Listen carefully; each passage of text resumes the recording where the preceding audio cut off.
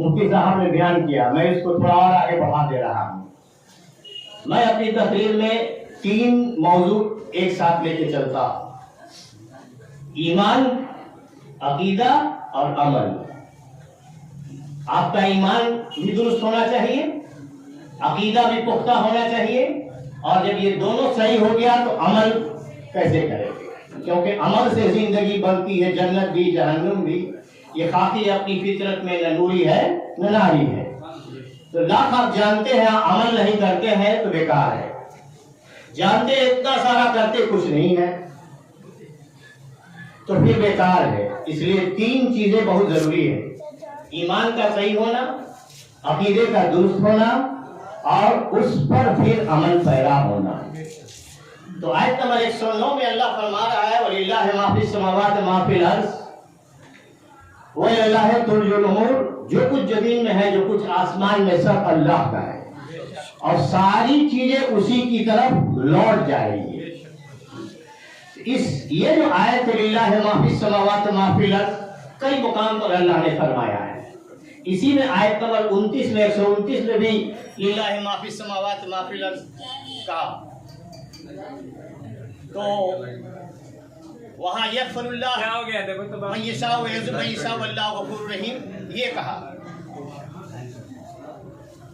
फिर लिल्लाहि मा फिस समावाति मा फिल अर्ज़ 5वें पारे में ही 2 जगह आया है, जो कुछ जमीन में है, जो कुछ आसमान में, सब अल्लाह का है। ये सूरज, चांद, सितारे, ये हवाएं बहती हुई, ये कड़कती हुई बिजलियां, ये गरजता हुआ बादल, झूमते हुए पेड़, नाचती हुई नदियां और दरिया, समुंदर, ये खुदा नहीं है, ये खुदाई है, खुदा नहीं है। ये खुदाई है, खुदा नहीं है। इस खुदाई का एक खुदा है जो कह रहा है कि जो कुछ जमीन में है, जो कुछ आसमान में है, सब मेरा है। तो ये हुआ ईमान, ये मेरा हुआ क्या ईमान, ये ईमान हुआ मेरा रब ऐसा है। फिर रब ने अपनी रबूबियत का इजहार किया है। कलाम पाक में 4-5 बातें अहम तरीके से अल्लाह ने बयान किया है। जहाँ अपनी रबूबियत का बयान किया है, वहाँ उसने नबूवत की शान भी बयान की है, विलायत का भी शान बयान किया है, शोहदा का भी शान बयान किया है, सालिहीन का भी जिक्र किया है, और फिर अमल करने की भी बातें बताई हैं। तो हम सबको लेकर के हमको चलना है। सिर्फ रबूबियत का ही जिक्र उसने अल्लाह ने कलाम पाक में नहीं किया है, अपने नबियों की नबूवत की शान बयान नहीं की है। 16 अंबिया का जिक्र एक आयत में होती का हुज्जत आयत है, से लेकर के 5-6 आयत पढ़िए तो वहाँ नबियों का तमाम कम से कम 16-17 नबियों के एक साथ जिक्र कर दिया अल्लाह। तो उसी तरह से अल्लाह पर ईमान रखना है, अंबिया व सलात पर ईमान रखनी है, और जितने साहिब विलायत बुजुर्ग हैं वो भी हमारे ईमान का हिस्सा है, क्योंकि सिरातल लज़ीना अनअमता अलैहिम हम कहते हैं कि अल्लाह हमको सीधे रास्ते पर चला। तो कौन सा रास्ता? सिरातल लज़ीना अनअमता अलैहिम, वो रास्ता जिस पर तेरा इनाम इकराम है। तो अब सवाल है कि किसके रास्ते पर इनाम इकराम है? आयत है भाई अलम शरीफ में, और कह रहा है सिरातल लज़ीना अनअमता अलैहिम गैरिल मग़दूबि अलैहिम वलद्दालिन, उस रास्ते पर मत जाने देना जिस पर तेरा गैज़ व गज़ब नाज़िल हुआ। तो अनअमता अलैहिम कौन है? कुरान शरीफ की सबसे अच्छी तफसीर ये होती है कि कुरान के आयत की दलील कुरान से ही लिया जाए। अगर कुरान शरीफ में खामोशी नज़र आती है तो ये हदीस करीमा की तरफ रुख करते हैं, मसाइल बता रहा हूँ, और एक हदीस करीमा में कहीं खामोशी नज़र आती है तो हम इजमाए उम्मत पर आते हैं। तो मसला को समझने का इस्लाम में 3 ही तरीका है, कुरान से, हदीस करीमा से, इजमाए उम्मत से। बहुत से लोग अभी गलत फैलाए हुए हैं, कुरान हदीस में दिखा दीजिए, अब इजमाए उम्मत कहाँ चला गया?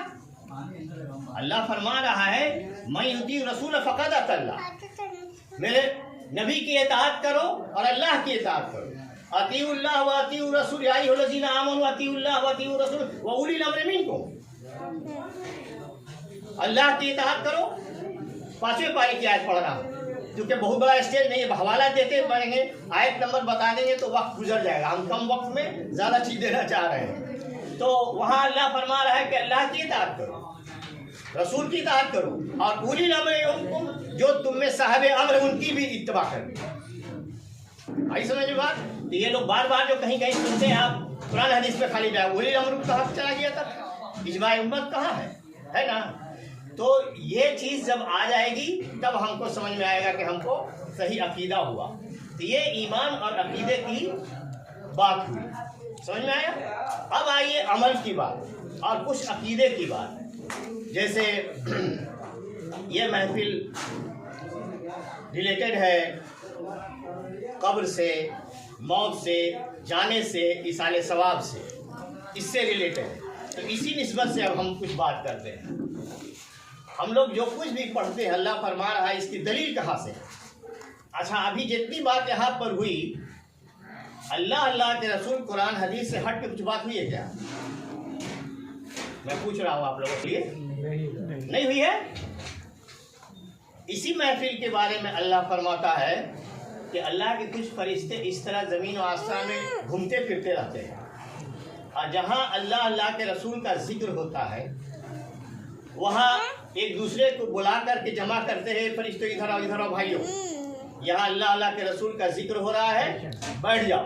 तो इस महफिल को मेरा अकीदा है कि इस घर को चारों तरफ से फरिश्ते घेरे हुए हैं। अभी मेरा पूरा ईमान है इस बात पर, घेरे हुए हैं, और वो उस वक्त तक मौजूद रहते हैं जब तक कि महफिल ख़त्म नहीं हुआती, दुआ मांग नहीं लिया जाता है, तब फरिश्ते बिखरते हैं। तो आप देखें न देखें, ये किताब की बातें हैं, हमारी अपनी घर की नहीं है। फरिश्ते इसको घेरे हुए हैं। अब जब ये मस्जिद ख़त्म होती है तो फरिश्ते जाते हैं अल्लाह के दरबार में, कहते हैं कि फला बिन फला के घर पर, फला मोहल्ले में या अल्लाह ताला तेरा और तेरे महबूब का जिक्र हो रहा था, जन्नत और जहन्नम का जिक्र हो रहा था, हम फरिश्तों के बारे में भी बात हो रही थी, तेरे बारे में बात हो रही थी।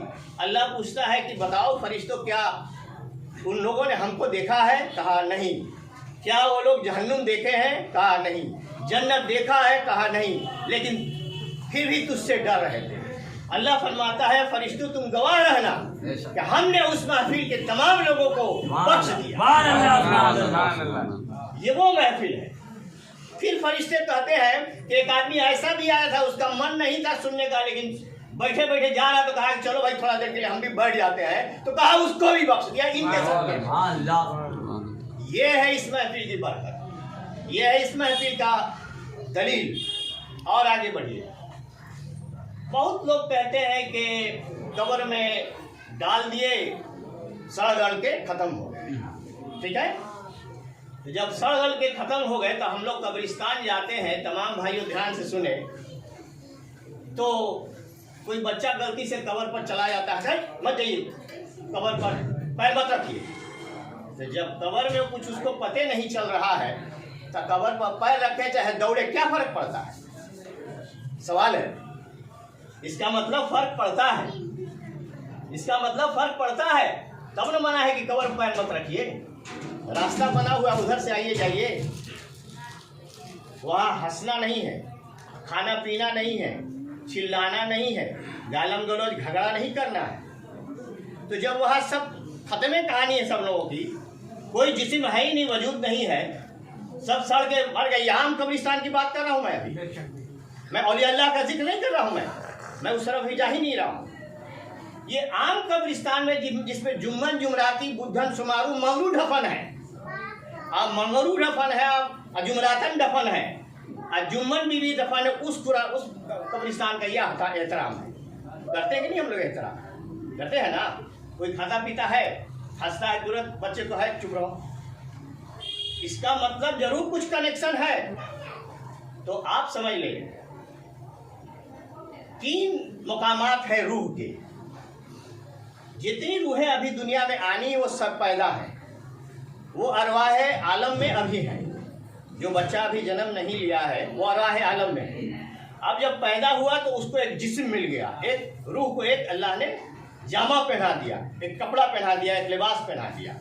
अब वो लिबास से वो बात कर रहा है, वरना अब निकलती है तो रूह निकलती है, वजूद बाकी रहता है।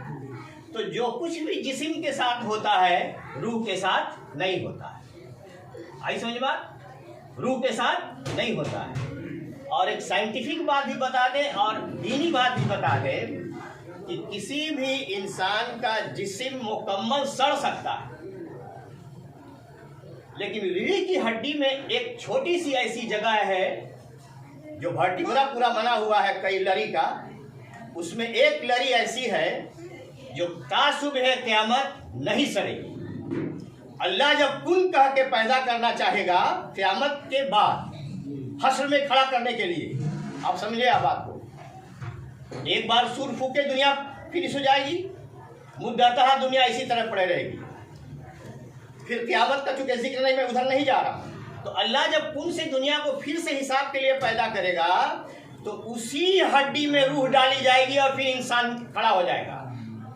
आप समझ ले आप बात को, ये साइंटिफिक भी है और ये दीनी बात ही बता रहा हूँ, साइंटिफिकली प्रूव हो चुका है। वो हड्डी नहीं सड़ सकती जो लरी है पूरी यहाँ से लेकर के पूरी वर्टिब्रा की एनस तक। आई समझ में बात? वो नहीं सड़ती है, वो उतना मौका। तो इससे क्या पता चला कि रूह अजर है, अमर है, रूह को नाश नहीं है। और आप ऋग्वेद वगैरह में भी अगर चले जाएंगे तो वैदिक धर्म यही कहता है कि ये जो रोशनी है निकलती है, आत्मा अमर है, आत्मा अमर है। तो अभी हम लोग जो कुछ भी अमल करते हैं उसकी रूह को तस्कीन के लिए किया जा रहा है। जिस्म का आलम हमको नहीं मालूम है, ठीक है? रूह को तस्कीन, रूह चाहे जहाँ भी हो, रूह चाहे जहाँ भी हो, दो जगह है, इल्लीन और सिज्जीन। तो जब रूह निकालने के बाद फरिश्ते ले जाते हैं वहाँ अल्लाह के दरबार में, फिर हुक्म होता है कि ये ऐसा ऐसा था दुनिया में, और उसको जाओ लौटा दो उसके जिस्म में। तो रूह लौट के फिर जिस्म में आ जाती है, ठीक है? तब मुनकिर नकीर घुसते और सवाल जवाब होता है। आई समझ बात? तो ये जो फिर रूह को दाखिल किया जाता है, वहाँ जाने के बाद लौटती है रूह। आप अगर इसका कब्र के हालात, एक किताब है हजरत शाफी रहमा के बुजुर्ग की एक किताब है, वो अगर पढ़ेंगे तो आपको पूरी तफसीर उसके अंदर मिलेगी कि रूह के साथ क्या मामला होते हैं। समझ में आया? तो वो अब उसके बाद मुनकिर नकीर यहाँ से सवाल जवाब शुरू करते हैं। अब जब बैठता है उसके अंदर घुसते हैं 40 कदम जाने के बाद, 40 कदम दफन करके जाने के बाद जब लौटते हैं तो आखिरी आदमी का जो 40वां कदम है उसके बाद फरिश्ते अब घुसते हैं। हालांकि हम 40 के 41वें कदम हो कर देखें तो हम लोग को जस का तस ऊपर नजर आएगा, लेकिन अब वहाँ सवाल जवाब शुरू हो गया है। 3 सवाल मेन है, इस सवाल की तैयारी करनी है हम लोगों को, ठीक है? वहाँ पर अभी अमल का सवाल नहीं है। आप समझे बात? कोई भी नुक्ता बहुत बढ़िया से समझ ले। आप एक बार दरूद शरीफ पढ़े तो मैं बताऊँगा। अल्लाहुम्मा सल्ली अला सय्यिदिना मुहम्मदिन अदद मा फ़िल्लाहि सलातन दाइमतन बिदुआ बिल्किल्लाह। कब्र में नमाज का, रोज़े का, जिक्र अस्कार का, तिलावत कुरान का सवाल नहीं है। अकीदे का सवाल हो रहा, अमल का सवाल वहाँ नहीं है। इसका मतलब ये हुआ कि अकीदा अगर सही है तो आगे का सब सही हो जाएगा। इसीलिए मैं ज़ोरदार तरीके से बता रहा हूँ। सिरातल लज़ीना अनअमता अलैहिम की तफसीर पर अगर खास तकरीर करनी हो तो कम से कम 1-1.5 घंटे की तकरीर है, कहाँ से साबित करेंगे, ठीक है? तो जब फरिश्ते घुसते हैं तो 3 सवाल अल्लाह फरिश्ते करते हैं, मुनकिर और नकीर 2 सवाल फरिश्ते। रूह पेशानी अंगूठे से निकाल करके यहाँ पेशानी में लॉक कर दिया जाता है। रूह जो निकाली जाती है अंगूठे से खींचते हुए फरिश्ते ला करके सारे हाथ पाँव से यहाँ ला के लॉक कर देते हैं। हर का रोना धाना हर चीज़ वो देख रहा है, लेकिन यहाँ लॉक है तो ये सब खत्म है। यहाँ का जितना सेंसरी ऑर्गन है कोई काम नहीं करता, ठीक है? कौन आया है, कौन नहीं है, क्या कर रहा है, क्या नहीं, सब कुछ सुनता। अब फिर आसमान में ले गए, अब यहाँ से आदमी ले गया, डाला, सवाल अब शुरू हुआ। तो ये रूह जो डाली जाती है यहीं तक रूह आकर के रुक जाती है, इसके नीचे नहीं आती, ठीक है? कमर तक उठ के बैठता है, जवाब सवाल होता है, बोलो मन रब होगा, तेरा रब कौन है? और ये बात आपको बता दे ये हर इंसान से सवाल होगा, तीनों। मुसलमान से सवाल खाली नहीं है, हर इंसान से। यहाँ तक कि अगर किसी को शेर खा करके पेट में निकल गया है, आग में जल के मर गया है, दरिया में डूब के मर गया है, वहाँ भी सवाल होगा। क्योंकि सवाल जिस्म से नहीं हो रहा है, रूह से हो रहा है। रूह जैसा कि बताया अजर और अमर है, रूह को नाश नहीं है। ठीक है, तो बोलो रब कौन है? तो जिनका रब लिल्लाहि मा फिस समावात व जिनकी खुदाई खुदा है, जो खुदाई को खुदा माने हुए हैं, तो कहेंगे ना कि फलना फलना फलना, बल्कि एक को क्या कहेंगे? 33 करोड़ का नाम लेंगे, तो वहीं से खारिज, आगे सवाल का जरूरत नहीं है, वहीं से खारिज मामला हो गया। आज आप शुरू, कहानी खत्म। कुफ्र, शिर्क। अब ईमान वाले जब कहेंगे मन रब्बो का, तो वो तेरा रब कौन है? तो ईमान वाला जो होगा, ला इलाहा इल्लल्लाह मुहम्मद रसूलुल्लाह जो पढ़ा होगा, वो कहेगा कि रब्बी अल्लाह, मेरा रब अल्लाह है। वो क्या कहेगा? रब्बी अल्लाह, मेरा रब अल्लाह है। अच्छा, आज इसने कह दिया कि रब्बी अल्लाह। अब और देखिए कैसे छटैया हो रही है। बहुत से ऐसे लोग हैं जो एकैश्वरवादी हैं, जो एक ब्रह्म दूजो नास्तिक के कायल है। समझ में आ रही बात? जो वहदानियत के तो कायल है, लेकिन रिसालत का इकरार नहीं किए हैं। और जब तक ला इलाहा इल्लल्लाह तक कह रहे हैं, नहीं है कोई माबूद सिवाय अल्लाह, यहाँ तक पहुँचे हुए हैं, लेकिन जो मोहम्मद रसूलुल्लाह जब तक नहीं कहेंगे, ना वो जन्नत के हकदार होंगे, ना मुसलमान होंगे। याद रखिए आप इस बात। मोहम्मद रसूलुल्लाह कहना जन्नत की हकदारी है, ला इलाहा इल्लल्लाह पर रुकने पर नहीं है। मेरे नबी को, मेरे आका को अपना नबी मानना पड़ेगा। तो अब वो वहाँ कहने के बाद जब मन दीनों का सवाल होगा कि तेरा दीन क्या है, तो दीन ही कुछ नहीं है, वो वहाँ गिरफ्त में पकड़ जाए। अब मुसलमान से सवाल होगा मन दीनों का, तो जो इस्लाम के मानने वाले हैं, इन्ना दीन इंदल्लाहिल इस्लाम, क्योंकि अल्लाह ने फरमा दिया है कि दीन सिर्फ मेरे नज़दीक जो अजीज़ है वो अल्लाह इस्लाम है। इन्ना दीन इंदल्लाहिल इस्लाम। और इसी पर 5वें पाए 6ठे पारे में अल्लाह ने फरमाया अकमलतु लकुम दीनकुम व अतममतु नेमती व रज़ीतु इस्लाम दीना। ऐ महबूब, हमने हज्जतुल विदा के मौके पर यह आयत हुजूर पर नाजिल हुई थी, तो अल्लाह ने फरमाया कि ऐ महबूब, हमने दीन को मुकम्मल कर दिया, इसकी तमाम नेमतों से इसको नवाज दिया, और इस दीन से हम राज़ी। तो यही दीन अब माना जाएगा। इस दीन से हट के जितनी भी हुजूर के पहले जितने अंबिया के मानने वाले हैं, कुछ नहीं चलेगा। बोलना ही होगा दीनी अल इस्लाम, और दीनी अल इस्लाम अगर नहीं बोला, वहाँ से उनकी गिरफ्त शुरू हो जाएगी। अच्छा, अब आइए कि जो दोनों पार कर गया, अब तीसरा। तो अब देखिए, मेरा कहना है कि जब अल्लाह को रब मान ही लिया, दीन इस्लाम मान ही लिया, तीसरा सवाल की ज़रूरत नज़र नहीं आती है। लेकिन ये सवाल डिसाइसिव सवाल है। जैसे बहुत से इम्तहान में पेपर आता है, नौजवान लड़के बैठे इम्तहान देते हैं, तो उसमें सवाल 2 हिस्से में बटा हुआ है, खंड अ और खंड ब। तो ए में इतना क्वेश्चन देना है, बी का फलना फलना क्वेश्चन अनिवार्य है। अगर वो अनिवार्य क्वेश्चन का आंसर आप नहीं करेंगे, तो आपका कॉपी है चेक नहीं होगा। उसी तरह ये जो सवाल तीसरा है, और उनका वसीला हमको अल्लाह ताला इनायत कर क़यामत, ये दुआ है। तो उसने मन रब्बो का रब्बी अल्लाह कह दिया, मन दीनों का दीन या इस्लाम कह दिया। अब तीसरा सवाल जो उससे होगा, ध्यान से सुने तीसरे सवाल को। इस सवाल की तैयारी हमको करनी है दुनिया में, और अभी जो 200 बरस से हमारे इस्लाम में इसी सवाल के जवाब का उल्टा पुल्टा करने के लिए सारा 200 बरस से मामला चल रहा है। हमारे उलमा ने हज़ारों हज़ार किताबें उसके रद्द में लिख डाली, हज़ारों तकरीरें कर डाली, लेकिन इसी सवाल के जवाब में जो अकीदा छुपा हुआ है, उसी अकीदे पर सारे वार चल रहे हैं। यहाँ अगर आप बच गए तो यही जवाब सही मिल जाएगा। आई समझ में बात? تو فرشتے پوچھیں گے ماں کنت تقولو فی شان حاضر رجل، فرشتے سوال کریں گے تیسرا سوال ماں کنت تقولو فی شان حاضر رجل، جب دنیا میں تھے تو ان کے بارے میں کیا کہتے ہیں؟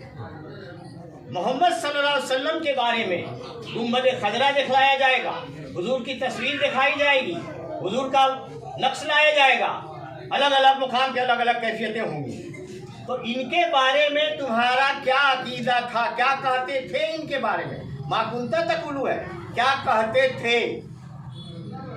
تو جو عاشق رسول ہوں گے وہ کہیں گے کہ یہی تو رحمت للعالمین ہے، وما ارسلناک الا رحمت للعالمین، یہی تو رحمت للعالمین ہے، یہی تو انی رسول اللہ علیکم جمیعا ہے، یہی تو والضحیٰ واللیل اذا سجا کی پوری صورت ہے، یہی تو علم نشرح ہے، یہی ورفعنا لک ذکرک ہے، یہی تو والشمس والضحیٰ ہے، یہی تو لا اقسم بہذا البلد وانت حل بہذا البلد، انہی کی تو شان میں اللہ کہہ رہا ہے، یہی تو سورہ فتح میں شاہد و مبشر و نذیرہ ہے، یہی تو وتوزنوا وتوکلوا وتسبحوا بکرۃ و اصیلا ہے، انہی کی شان میں سورہ حجرات میں جو مولانا تقری ابھی نعت پڑھ رہے تھے، سورہ حجرات میں اللہ نے کہا 6 آیتیں شروع کی ہیں، سورہ فتح 26واں پارہ ختم ہونے کے بعد جو سورہ شروع ہوتی ہے سورہ حجرات، اس میں 6 آیتیں ہیں جس میں صحابہ کرام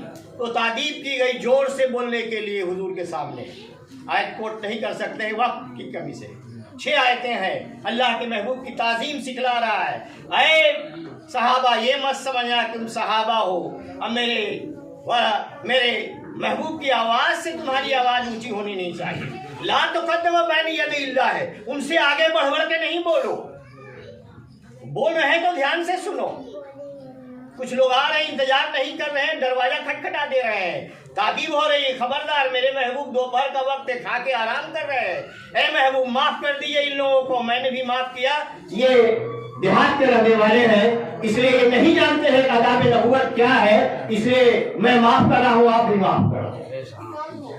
یہ 6 آیتوں میں اجمالی تقریر کر رہا ہوں، تو جو عاشق رسول ہو گئے یہ جواب دیں گے کہ انہی کے لیے تو یہی طٰہٰ ہے، یہی یاسین ہے، یہی مزمل ہے، یہی مدثر ہے، یہی تو کائنات کے ملجا و ماما ہے، یہی سید المرسلین ہے، یہی خاتم النبیین ہے، امام المبین ہے، رحمت للعالمین ہے، راحت العاشقین ہے، مراد المشتاقین ہے، یہی تو سب کچھ ہے۔ ما خلقت الجن، اور جو اللہ تعالیٰ نے جو کچھ بھی دنیا میں آسمان میں زمین میں پیدا کیا انہی کی محبت میں پیدا کیا۔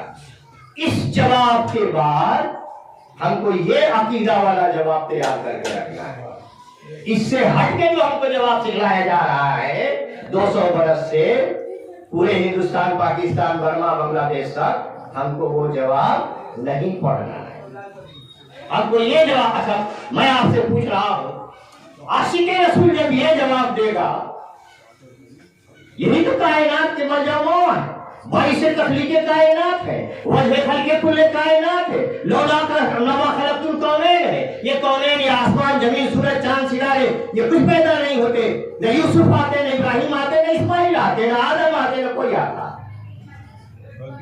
یہ عقیدہ ہم کو، یہ جواب فرشتے جب دیں گے تو کہیں گے کہ تم نے ٹھیک کہا، اور اس کو آپ دھیان سے سنیں، اس نقطے کو، قبر کے حالات بتا رہا ہوں، اس کے بعد اس مرحوم، اس جواب دینے والے کو اللہ فرشتے جنت میں اس کا مقام دکھلا دیں گے، جنت میں جو اس کو محل ملنے والا ہے وہاں دکھلائیں۔ دیکھو اگر یہ جواب تم نہ دیے ہوتے،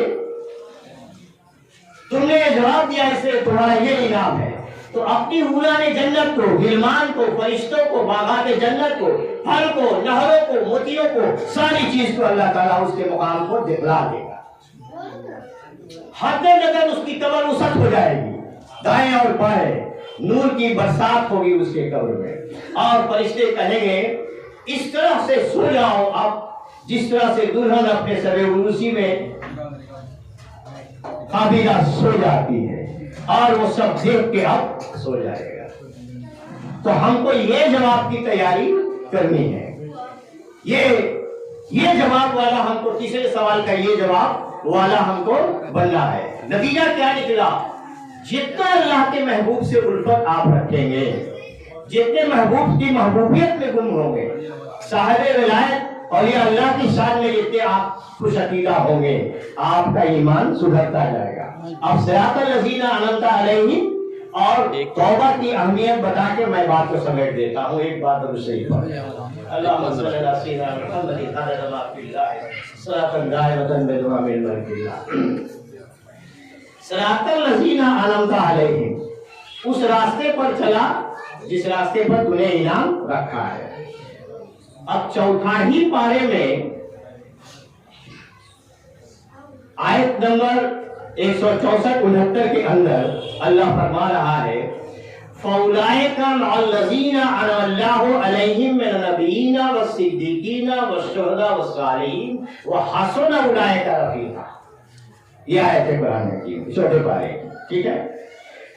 تو صراط الذین انعمت علیہم کن کے راستے پہ انعام ہے؟ اللہ خود فرما رہا ہے قرآن کی دلیل کہ فَأُولَئِكَ مَعَ الَّذِينَ، میرا انعام کن لوگوں پر ہے؟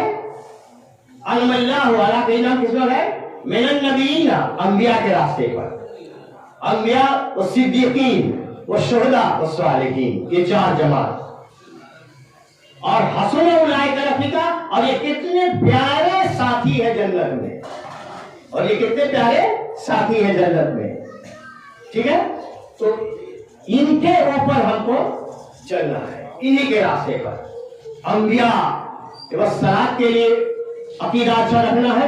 جتنے صدیقین کی جماعت، یہی صدیقین ہے، خلیفہ اول سے لے کر کے جتنے تابعین ہیں، تابع تابعین ہیں، ائمہ دین ہے، مجتہدین ہے، مفسرین کرام ہے، فقہاء اعظام ہے، جتنے اولیاء سابقین اکابرین اولیاء ہیں، غوث خواجہ قطب میرے سرکار بہار شریف کے سرکار محمود سرکار سید شرف بہاری رحمۃ اللہ علیہ، مغرب شریف کے سرکار محمود گہیا ملک رحمۃ اللہ علیہ خان نوازا، یہ لوگ کون ہیں جانتے ہیں آپ؟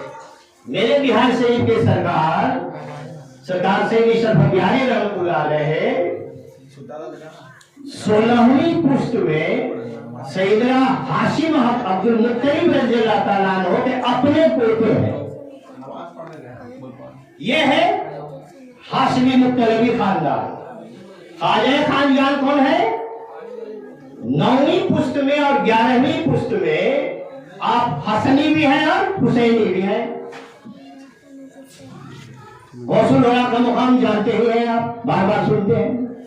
یہ جو ہم صدیقین کی جماعت ہے، اور جب سے اس صحابہ ڈسٹرکٹ میں جگہ جگہ شہداء لے کے ہوئے ہیں، رملہ میدان ہو، وہاں پانی ٹنکی کے پاس ہو، وہاں انجان شہید ہو، کالے پیر مراد بھائی رحمۃ اللہ علیہ، اور وہاں بخشو شہید بابا ہو، یہ سب ہزاروں سال سینکڑوں سال پہلے کے شہداء کی جماعت ہے، یہ شہداء کی جماعت ہے، اور انہی پر اللہ نے ایمان رکھا ہے، ان کے اوپر ہم کو عقیدہ رکھنا ہے۔ یہ ہے صالحین اور صالحین نیک بندوں کی جماعت۔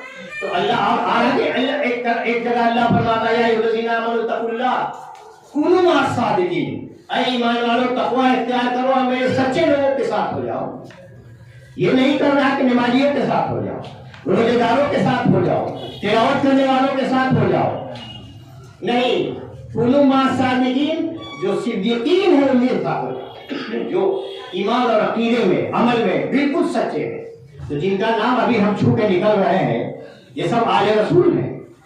اب آپ آگے اور آپ کا عقیدہ کی بات کر رہے ہیں، ہم لوگ درود ابراہیمی پڑھتے ہیں، ہر آدمی پڑھتا ہے نا، جتنے فرقے والے ہیں بنا درود ابراہیمی کی نماز ہوگی ہی نہیں، بات سمجھ لیجیے آپ۔ تحیات پڑھے، شہادت کی انگلی اٹھائے، اب سیدھا درود ابراہیم پڑھنا ہے، اس کے بعد دعائے معصورہ ہے نا، تو اللہم صلی علی محمد وعلی آل محمد کما صلیت علی ابراہیم وعلی ابراہیم انک حمید مجید، اللہم بارک علی محمد وعلی آل محمد کما بارکت علی ابراہیم وعلی آل ابراہیم انک حمید مجید۔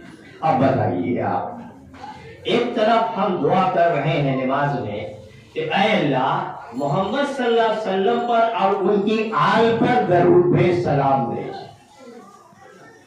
اور کس طرح بھیج؟ جیسے ابراہیم علیہ السلام ان کی اولاد پر بھیجا. اور ابراہیم علیہ السلام کا واقعہ میں بتا دوں پہلے ہی پارے میں آیت نمبر 122 کے آگے آپ پڑھیے. تو ابراہیم علیہ السلام خانہ کعبہ بنانے کے بعد دعا کر رہے ہیں ربنا وابعث فیہم رسولا من انفسہم. اے رب ہمارے بعد جو امت آنے والی ہے ربنا واجعلنا مسلمین لک ومن ذریتنا امة مسلمة لک. تو وہ دعا کر رہے ہیں کہ اے رب میرے بعد، بہت دھیان سے سنیں اس نقطے کو، بہت زبردست عقیدہ بیان کر رہا ہوں، ٹھوس عقیدے کی بات کرتا ہوں میں، ٹھیک ہے. تو ابراہیم علیہ السلام دعا کر رہے ہیں رب سے خانہ کعبہ بنانے کے بعد، یا اللہ ہم نے تیرا گھر بنا دیا. اب دونوں باپ بیٹا کھڑے ہیں اسی پتھر پر جو آٹومیٹک بڑھتے چلا جا رہا ہے. تعمیر کر دیا، بھاڑا پانے کی ضرورت نہیں پڑی تھی، وہ پتھر خود ہوتا ہے. اور وہی مقام ابراہیم ہے جہاں مقام ابراہیم مصلی جہاں حاجی سامنے رکھ کے سجدہ کرتے ہیں، نماز پڑھتے ہیں. موضوع کہاں سے کہاں چلا جائے گا ادھر پڑھ کے. تو اصل بات بتانا چاہتا ہوں، عقیدہ پختہ کر لے آپ. تو ابراہیم علیہ السلام دعا کر رہے ہیں کہ اے اللہ جو آخری امت تیری آنے والی ہے اور جو تیرے نبی آخری زمان آنے والے ہیں ان کو میری ذریت میں دے، میری اولاد میں پیدا کر. تو ابراہیم علیہ السلام کے دو بیٹے، اسحاق علیہ السلام، اسماعیل علیہ السلام. اسحاق علیہ السلام سے وہاں چلا یعقوب علیہ السلام، یوسف علیہ السلام، ایوب علیہ السلام اور سارے انبیاء بنی اسرائیل کے. اور اسماعیل علیہ السلام کے نسب میں میرے آقا ہے. آئی سمجھ بات؟ اسماعیل علیہ السلام کی نسل میں کون ہے؟ میرے آقا ہے. تو وہ دعا کر رہے ہیں کہ جو امت آنے والی ہے، ہم لوگ کے لیے دعا ہو رہی ہے. ابراہیم علیہ السلام تمنائی ہے کہ یہ جو امت ہے، آپ سمجھے کہ میرا مقام کیا ہے. حضرت نے بشریت کا مقام بتایا تھا، میں امت کا مقام بتا رہا ہوں. ہم خیر البشر ہے، ٹھیک ہے. میں آگے کی بات بتا رہا ہوں کہ ہم کتنے اعلیٰ امت ہے کہ ہم لوگوں کو ابراہیم علیہ السلام دعا کیے تھے کہ یا اللہ ایسا اولاد ہم کو دے. اگر ایسی اولاد ہونی ہے تو اس کا دادا ہم کو بنانے کا شرف حاصل ہو، اس کا دادا بننے کا شرف ہم کو حاصل ہو. اور کس میں مانگ رہے ہیں؟ کہا کہ خانہ کعبہ تیرا بنا دیا، تیرا گھر بنا دیا.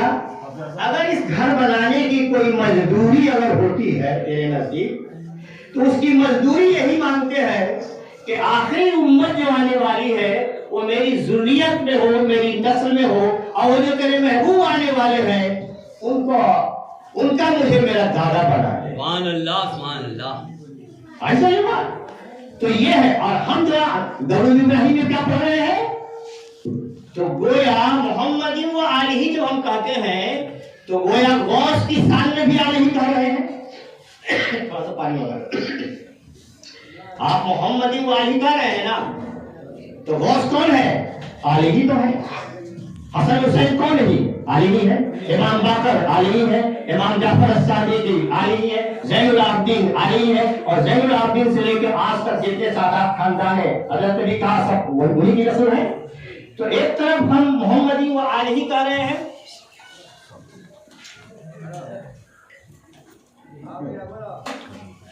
محمدی و آلہ کہہ رہے ہیں، تو گویا ہم ان کی شان میں بھی کہہ رہے کہ ان پر بھی رحمت نازل کر. تو ہمارا عقیدہ کیا ہونا چاہیے ان کے لیے؟ یہ درود ابراہیمی بتا رہا ہے، نماز بتا رہی ہے کہ ہم کو یہ عقیدہ والا بن کے رہنا ہے.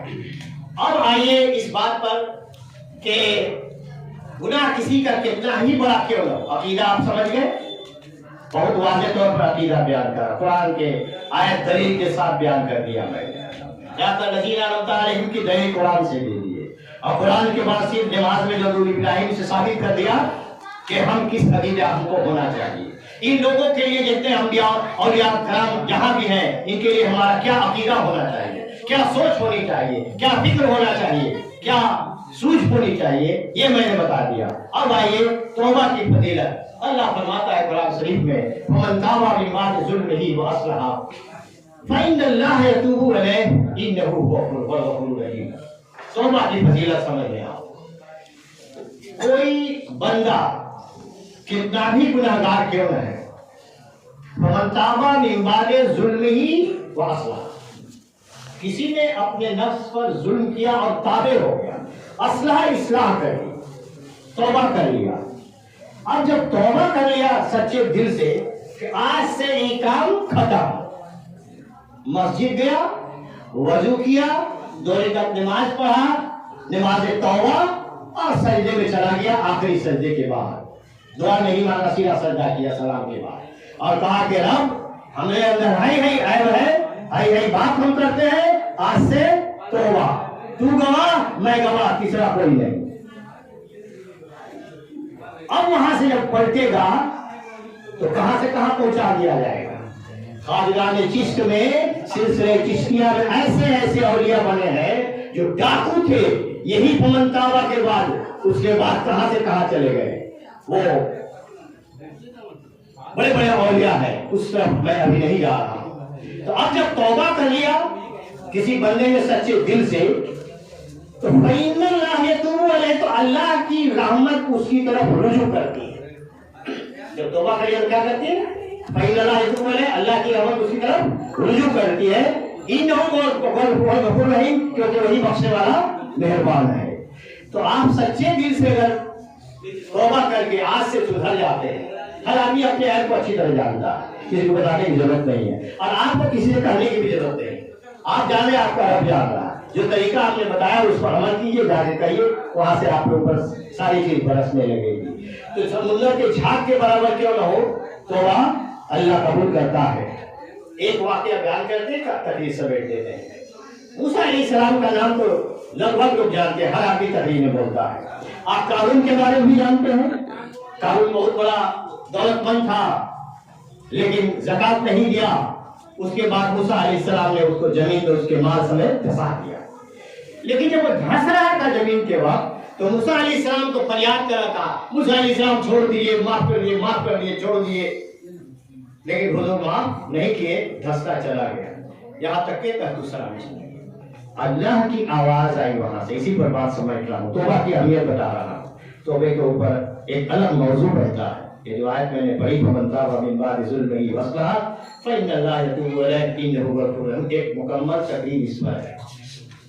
تو اللہ فرماتا ہے موسیٰ سے کہ اے موسیٰ، قارون تجھ سے کہتا رہا کہ معاف کر دیے، لیکن تجھے معاف نہیں کیا. اگر ایک بار میری طرف گھوم کے کہہ دیتا کہ معاف کر دے، تو میرے جلال کی قسم میں اس کو معاف کر دے. یہ ہے رب، اتنی رحمت والا ہے.